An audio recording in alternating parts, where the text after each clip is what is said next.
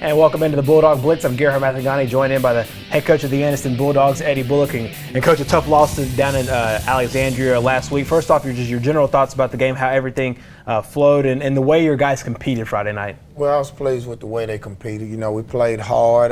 They fought all the way to the end, and just a couple of balls didn't bounce our way. And, unfortunately, we was unable to pull out the victory. But, overall, I was glad with the way the guys played. They played with a lot of mental toughness. Good rushing game and also a good passing game as well. Ended up having a lot of yards on the ground. Just talk about the production that you got on offense. Well, I was extremely proud of. I watched Alexandria play earlier, and I thought they was one of probably the most physical teams that we would play. And actually was not worried about passing the ball on them, but I felt like we may have some trouble running the football on them. But I was pleased with what we did. We rushed for over 283 yards, and we had 121 yards passing on them, so I was pleased with that. We actually outrushed them and we outpassed them. It just, they had more points on the scoreboard than we did. It's one of those situations where you look at your game against Alexandria and then you look at Alexandria's game against Mortimer Jordan. They were up 21-0 on Mortimer Jordan. You guys beat Mortimer Jordan in the second half. You made all the adjustments necessary.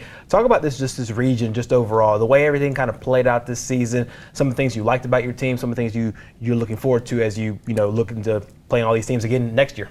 Well, I think talent-wise, the region was pretty much balanced. I think Lincoln may have had a little bit more talent than all the other teams, overall, but I think the rest of the teams were pretty much equally talented, as far as players. But I think it boiled down to the teams that had more experience, and we were one of the teams that had great talent, but we were a little less experienced than some of the other ones. And, Alexander, Mortimer, Jordan, Lincoln, and Moody was some of the teams that had maybe just a little bit more experience than us. And in the end, that's what pay off, who makes the smart plays, who do the right things at the right time. And, a lot of times we were just unable to do that. So, that's one of the things we want to try to get corrected going into next season.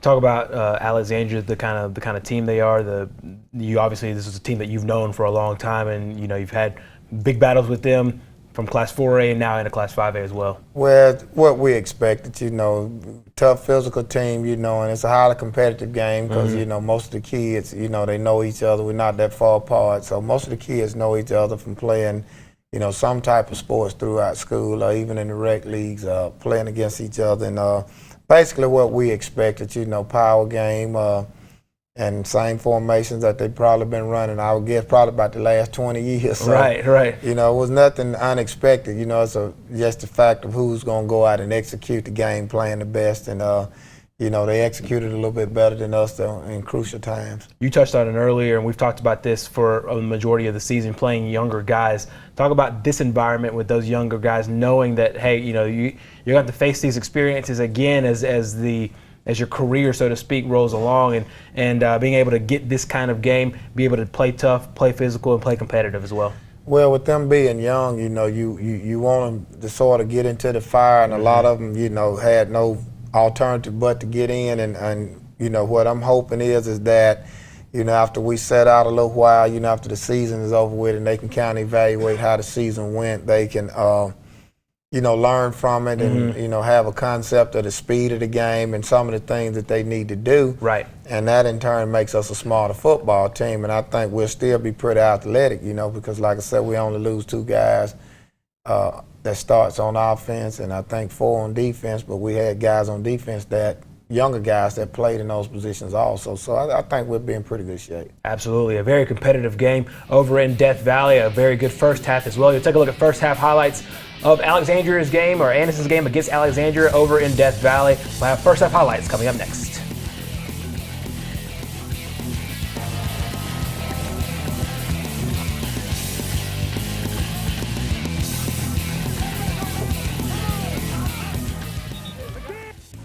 You're watching the Bulldog Blitz, first half highlights of Anniston's game against Alexandria. Coach, talk about some of the things you wanted to see on offense as you got rolling.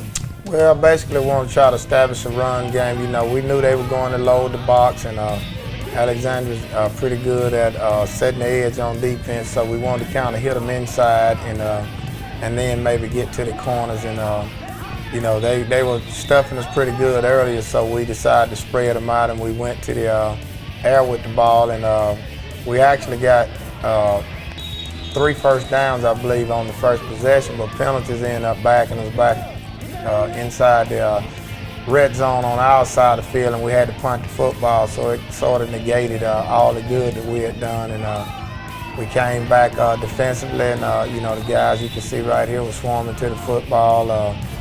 And right there, we got a 3 and out and got the ball. We made them punt, and the first snap was a high snap, and we ended up fumbling the football, and Alexander was able to score on that. So, you know, they ended up getting an early lead on us off a mistake that we made earlier. And, you know, right here, I thought we had a fumble right here on this particular play, but, you know, we ruled a touchdown. And so, you know, we just had to go with it. And, you know, they came back and ran a 2-point conversion, and we went man coverage. And we had a guy that lose his man. One of the guys in the secondary lost his man, so they were able to convert on a 2-point conversion. And right here, we got a good kickoff. That's L.J. Hurd.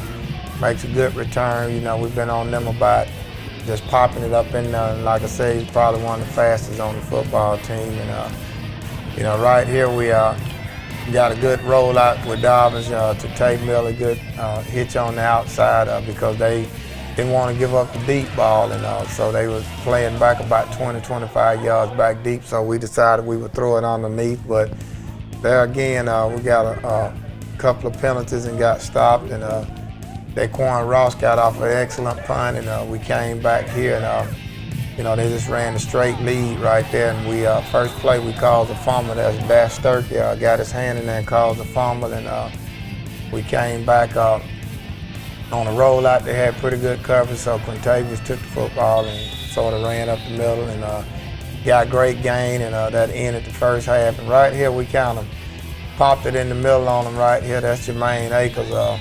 He made a good run on the edge right there, and you know, we ran the option to the outside, and quarterback sort of pitched it on air. You know, he didn't attack the inside guy. I don't think they were ready for it, and he pitched it on air, and that cost us. And we came back and turned the football over again, and on downs. And so we ended up holding them right there. And of course, that's Daquan Ross right there.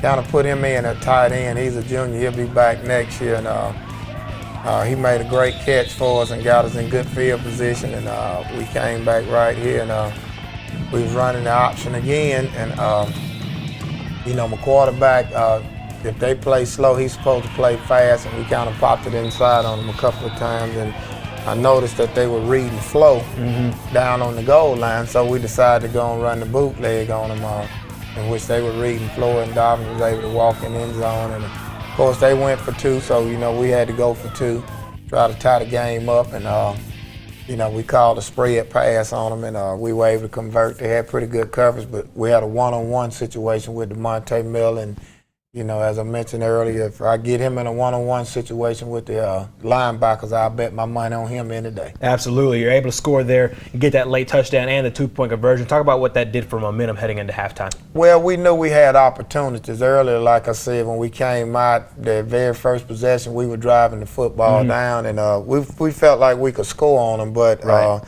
you know, just a couple of miscues, a couple of penalties on us end up backing us up. And you just have to try to keep them focused. You know, if you can keep them focused and don't get down on themselves, you know, because it's hard when you lost a few games and you're young. You know, you got to try to pick them up. You can't beat them down.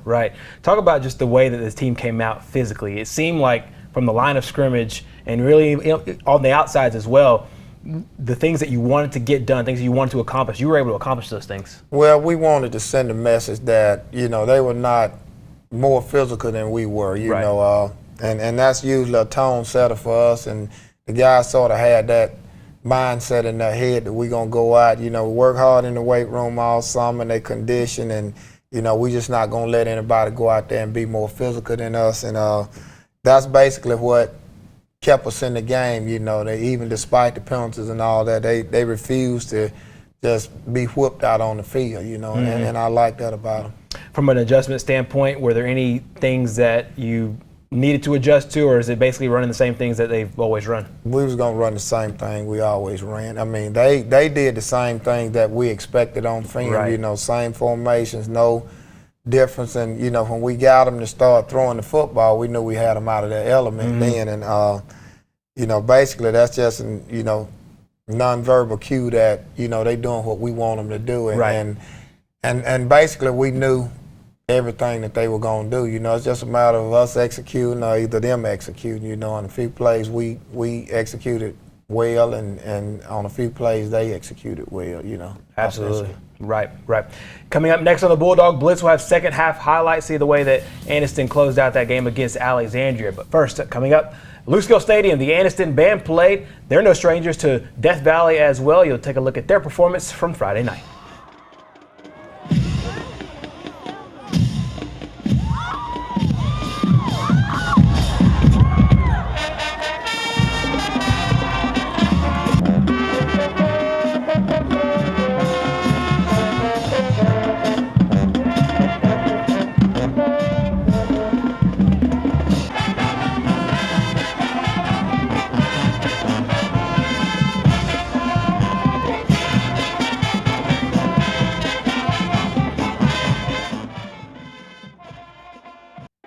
We're back here on the Bulldog Blitz, second half highlights. Coach, you're on defense to start up the second half.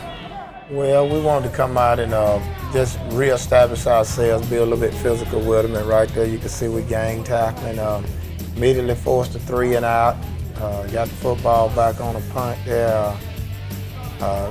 DeMonte makes a great catch there, get us some positive yardage there. Sort of had trouble keeping his footing even on passing routes. Right here, we run a trap on the inside with Devon Campbell, and he gets some great yardage there. We come back to the outside, we run the stretch again, and that's Jermaine Akers. He gets the edge, and we thought he was gonna make it all the way in, but he kind of gave out of gas there a little bit right there. But we came back, gave it to him again right there, and he was able to force it in there, and we got the go-ahead touchdown.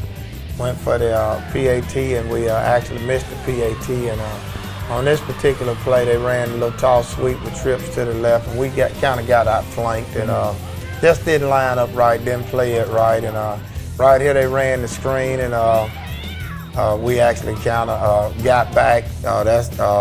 Tay Gordon makes a great stop right there and actually knocks him out of bounds. And they come back and they try to run another little screen there, and we were able to slow that screen down. And right here, they ran a trap on us and got some positive yards right there. They kind of whooped us at the line of scrimmage right there. And right here, we had a blitz on the left side, and we should have had an inside linebacker to pick the fullback up out of the backfield, and he didn't. And they were able to complete a pass. It was a good offensive call, and linebacker might have should have blitzed field. And of course, right here, they ran it up the middle. We actually got outflanked. They ran slide over, which we treated it like unbalanced, and they were able to force it in, but they ran the same identical play on the 2-point conversion, and we adjusted to it and stuffed it in the backfield. And right here, there was a fantastic catch by DeQuan Ross, his first year out there, basketball player, and we actually threw the pass behind him, and he caught it with one hand. And we got a couple of enforcing the penalties, and right there we had him set up for the screen, but that was Montgomery's sophomore running back. He didn't get his proper spacing away from the defensive tackle, and the tackle was actually able to pull him down on it. I believe if we would have got that screen pass, we probably would have scored on it. But that was a situation where we were in the red zone, and we didn't capitalize on it. And of course, right here, we kind of got outflanked again on the toss sweep. Defensive end was going down hard in on the C gap, and he should have been playing that block from the wing back like a reach block, and we pretty much would have stuffed it, and just got out of alignment again, and we came back right here again. As soon as we got the football, we were able to move it right down the field. As Dobbins made a good decision. He pulled it down and ran with it. Right here we ran a quick slant to DeMonte Miller. We caught that and we got the ball moving down. And right here we had a 7 route call to him, and which is a corner route, and he actually made a conversion on this, and we put him in an ISO right here, and he was supposed to run a fade route on it, but he went across the middle, and Dobbins ended up throwing it, trying to force it in there, and actually triple coverage, and we had a guy on the backside that was open, and we were unable to get him the football, and I basically told Quintavious that they were going to probably double cover DeMonte Miller, and he tried to force it in there to him anyway, and he ended up picking it, so that kind of hurt us right there at the end. Talk about just the way this team fought and battled. I mean, you gave yourselves chance, chance after chance there, especially at the very end. Well, that's one side of it. You won't always give yourself a chance to win the football game, but the other side to that is you have to learn to make smart plays. Right. And that's the part that we still miss in being young. You miss making the smart decisions and giving yourself a chance. And it's just something you have to learn, and we had our growing pains this year, and hopefully next year when we come back, we'll have all that out the way because they experienced that. Absolutely. Do you see that this team, do you see it as they play a little bit differently in the middle of the field as when they do in the red zone? It seems like, in the middle of the field, everything kind of clicks and clicks, and then towards the red zone for one reason or another, things just little miscues kind of here and there, that if you clean those up, there's a lot more points on the scoreboard. Right. You have to have good execution in the red zone because you have a limited amount of space. And, we work on that daily, getting in. Actually, the routes that we ran on that particular play, we went over them all week. And we just didn't execute them right. Guys will run routes and get to drifting on the routes, and, you don't have proper space. And what, I try to express to them is you got to make the defensive backs make a decision. If they take this, whatever they take away, we're going to have something open if you run the route right. But as a young quarterback, Quintavious sometimes will tend to, he'll forget that aspect of it and look at, I got this one particular guy and I'm going to him no matter what. Right. Sometimes that can hurt you. Absolutely. And then now you've played every team in the region. Talk about just being able to compete. Springville was a competitive game. Mortimer Jordan in second half was a competitive game. Just talk about just the way this team had battled and competed in this region as you take a look at them, for next year and the years to come. Well, I always felt like we could compete, but now, the kids have a sense and, a good idea of, who we going to be playing and what personnel those teams bring to the table. We knew about Lincoln and we knew about Alexandria and we knew about Hanley. But the rest of the teams, when we got a group of young guys, that you always wonder what they're thinking and what's on their mind by them not knowing the competition that they're going to face. But now that factor of it is eliminated because now they know everybody that we're going to be playing and they're familiar with them, and so it's not anything new. So we just go in the season, Absolutely. The region part of the season is done. The regular season, it will come to an end next week against Fort Payne. We'll talk about the way that matchup took place, the way they looked last week, and also the way Anniston wants to close out the season. We'll have much more on that right here on the Bulldog Blitz.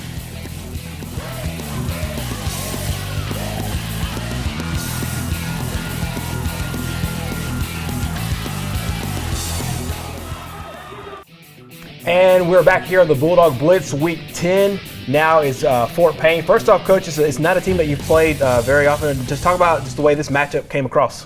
Well, Coach Ellis and I, we coached in the All-Star game together a couple of years ago, and I had been talking with him about playing us, and they wouldn't play me a couple of years ago when I had Pope and Blair and them. He always joked about it. He told me we was too powerful for him then, so I finally, once we got an All-Star game together, I asked him, I said, man, when are we going to renew the rivalry? Because we played Fort Payne back in the early 2000s, 2001, 2002, and had some great games against them, and just trying to get somebody a little closer, than possibly a Greenville, that was 2 or 3 hours away, and he agreed to do it. So, I told him I kind of had to entice him a little bit and tell him I would come to him first. And so, that's how we were able to get it together. Absolutely. Last week they lost the region championship game to Southside. They're a 6A football team. Right. Talk about just being able to move up, play that kind of team, that kind of caliber team that was second place in their region. Well, they always had a good team, and we knew they would be pretty tough. But basically it's no different than going down. When we were 4A, right, and going to Greenville and playing a Greenville or playing a Carver Montgomery. I think they got a good team, but they're not as good as Carver was. Right. So as far as the athleticism or being a little afraid to play them, that doesn't faze us, but they're going to be a tough team and disciplined team, and they got some good athletes on the team. Yeah. One of the things you always have liked to do, that you talked about Carver, you talked about Greenville, is scheduling these kind of teams, especially in week 5 and at the end of the season, to kind of get your guys ready. Is there a different mindset now as you now look forward into next season, as you try to get your guys ready for next season? Not really. I mean, you still want to play the best competition because, sure, when you play better teams, it gets you ready to play your region play, and it gets you ready to play, playoffs. And, right, we weren't fortunate this year not to make the playoffs, but, I still believe in that philosophy. Some coaches take the other side where they feel like, we need to get a win or two here or there to kind of, pad your record, and then, you get in the playoffs and it's more like a big disappointment, but I would rather know what I need to do in order to sustain in the playoffs, and that's part of the reason behind it, and I think it helps the younger kids out because they actually realize that even though those guys have good teams, right, they're not that much better than you are. It's all about execution. Exactly. At this point, as we shoot today, you probably hadn't seen a ton of footage on them, but talk about what you know of Fort Payne historically and what they'll bring Friday night. Well, they actually a spread team. One of the guys that works with Coach Ellis on the offensive side, Coach Chadwick, he and I coached in the All-Star game together, and he actually was pretty close to being my offensive coordinator. So right, I know how he thinks, and they're a true spread team. They don't do a lot of power things, but basically, I know what they run and how they like to run it. It's just a fact of executing. It'll be a little bit different than playing, Alexandria or a wing T team such as Mortimer Jordan. Right, it'd be more of a true spread team. Absolutely. Another challenge is you have to go on the road and play them there. Right. Talk about that aspect of it. Well, again, it only helps you to become stronger. We're right, going to hostile environment, and the kids will actually get an opportunity to see how I feel, and I feel like next year when we get ready to travel, it won't be a big shock to them because they're used to doing it this year. And in actuality, we play better on the road. Even though we lost to Alexandria and we lost to Mortimer Jordan, we still, had great success on the road, and we're a good road team, and I think if we can clean up some of the road losses and get back to what we do at home, we'll be in pretty good shape. Talk about some of the young guys being able to play in this game, knowing that this game could be a springboard for them into next season. Well, what we want to do is get as many guys involved as possible and still be competitive. I tell my coaches I don't want to go out and just dump the whole team out, just turn them over. You want to be competitive, and you want to get as many young guys in good situations as they can. For sure. You don't want to go out and lose 60-0, and you got to try to build the confidence back up. But you want to be competitive and give those guys an opportunity to play against varsity guys, and that way they can carry it over into the spring. This is also a huge game for your seniors as well, knowing that this is their final time, being able to get the challenge of playing high school football for one last time. Absolutely. They felt that way against Alexandria. They were probably more focused on the road this game than I've seen them all season, and that's credit to them. They did what they needed to do. I mean, I was proud of them because even though, like I said, we lost the game, this was one of the games where I could actually visibly see, they were exhausted. They played hard from start to finish, and that's what you want to teach them. If you're exhausted and you come off the field and you played as hard as you can, hey, hold your head up and keep moving. Great word for his team as they get ready to play the last regular season game of 2014 at Fort Payne. Head up to Fort Payne, go cheer on the Anniston Bulldogs. We'll see you next week right here on the Bulldog Blitz with highlights of that game and reaction. We'll visit with Coach Bullock as well. Thank you very much. We'll see you next week right here on the Bulldog Blitz.